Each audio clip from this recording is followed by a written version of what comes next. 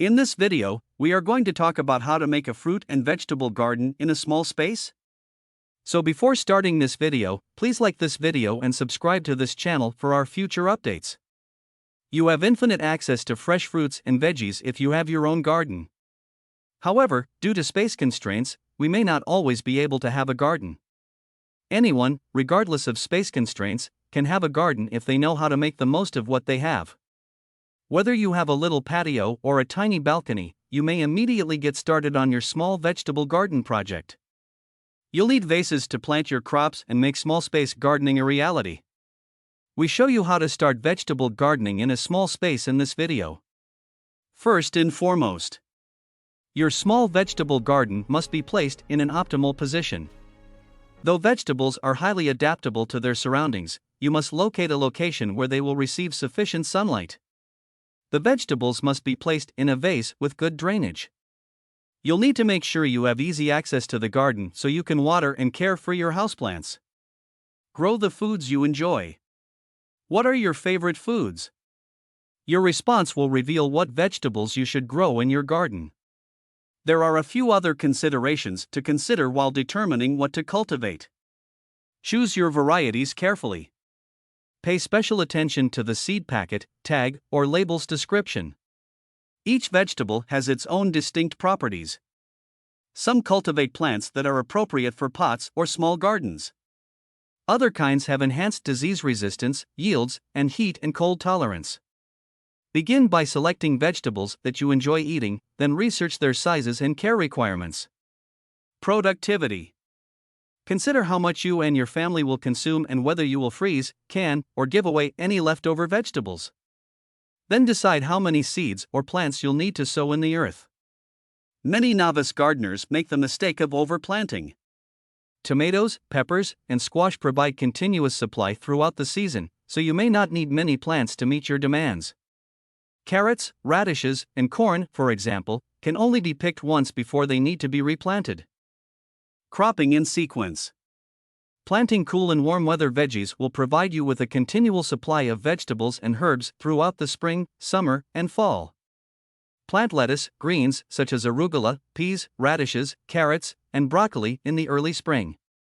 Plant hot weather favorites like tomatoes, peppers, eggplant, and herbs after you've gathered your cool weather crops. Harvest potatoes, cabbage, and kale in the fall. Select the location for your garden. There are two basic conditions that your site must meet for optimum success, regardless of where you put your garden or what you intend to plant: water and light. Ample sunlight is required. Vegetables, like all plants, require sunlight to begin photosynthesis. Vegetables that grow quickly require direct sunlight. Vegetables that develop quickly require full sun, at least 6 to 8 hours of direct sunlight per day, with no trees, shrubs, or fences in the way. That is why planting sun-loving crops in dark areas would fail miserably. Plant vegetables and herbs that can endure partial shadows such as lettuce, kale, chard, spinach, chives, cilantro, parsley, and thyme in your yard. If your site receives at least 4 hours of direct sunlight every day, root crops like carrots, radishes, and beets may also work. Switch to container gardening if you have a sunny patio. That way, sun-loving veggies and herbs like tomatoes, cucumbers, beans, basil, dill, and rosemary can be planted where they'll thrive. Consider having easy access to water. The closer your plot is to a supply of water, the better. To help these vulnerable plants establish strong roots and stems, you'll need to be able to water often during the first few weeks after seeds germinate or seedlings are transplanted.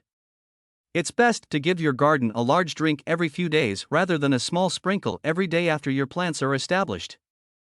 The water will then travel deeper into the soil, encouraging roots to develop deeper and better access the nutrients they require to be healthy.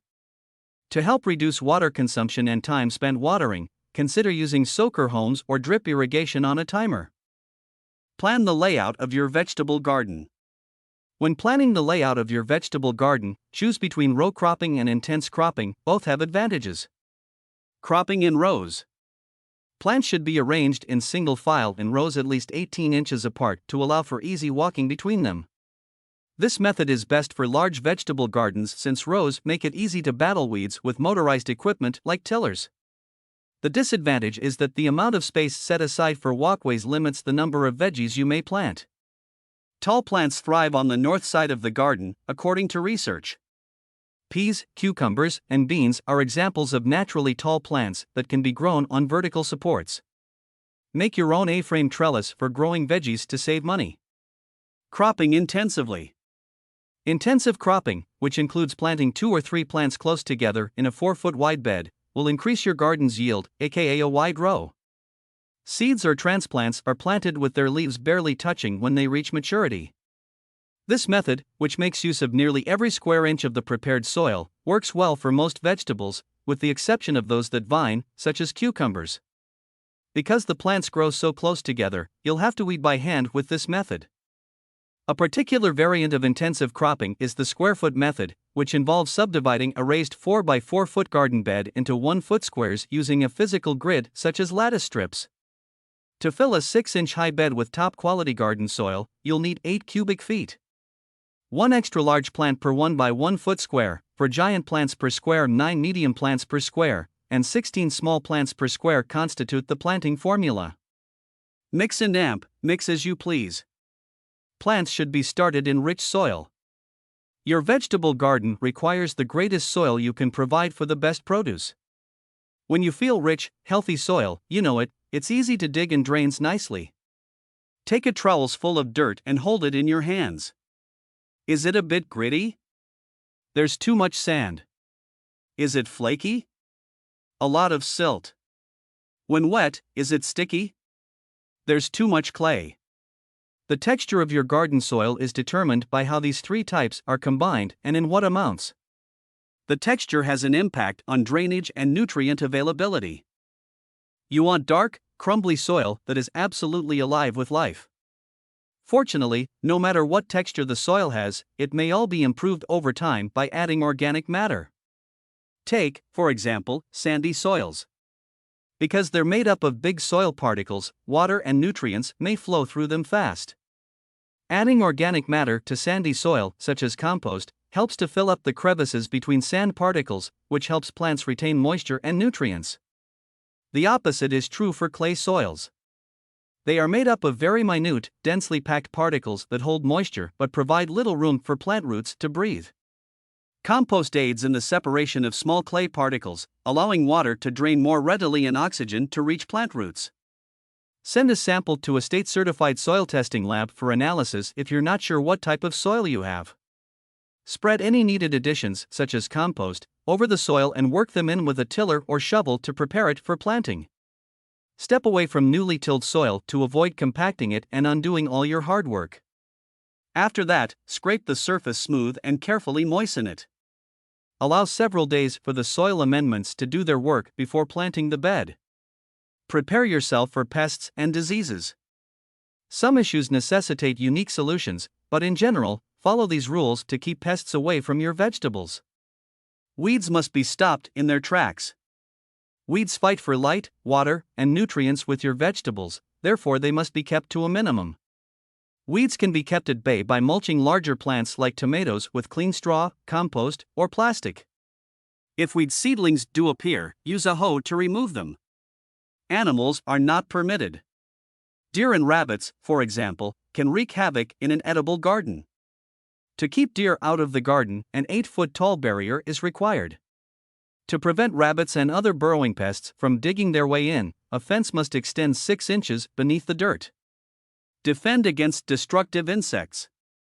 A safe and effective technique to deal with restricted infestations is to pick off large insects and caterpillars by hand and drop them into a basin of sudsy water. If you have a large number of insects, insecticidal soap sprays are available at most garden centers.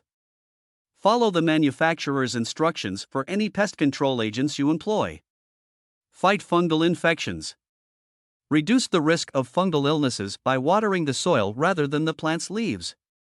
If you're going to use a sprinkler, apply it first thing in the morning so the leaves have time to dry before nightfall. If a plant becomes infected with a disease, uproot it immediately and discard it. Do not compost sick plants. Growing disease-resistant vegetable types and rotating the site of your plants each year, crop rotation, are 2 more ways to avoid disease-causing bacteria from building up their populations. What do you think of our video? Let me know in the comments section below. If you enjoyed this video and want to hear from me again, be sure to hit that subscribe button before you go. Thanks for watching.